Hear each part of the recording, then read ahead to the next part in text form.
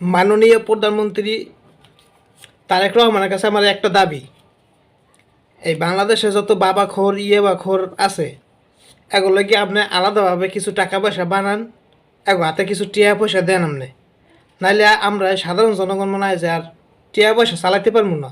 এই দেন, এই যে নতুন একটা টিয়া 5 টিয়ার নোট দেখেন, এই টিয়াটার পুটকিটারে জ্বালাই হেলাইছে বাবা খাইয়া, মানে টিয়া দিয়ে হেলে বাবা খায়, মানে এই টিয়াটার পুটকিটারে জ্বালাই হেলাইছে, টিয়া পয়সা পুটকি মুটকি জ্বালাই হেলায়।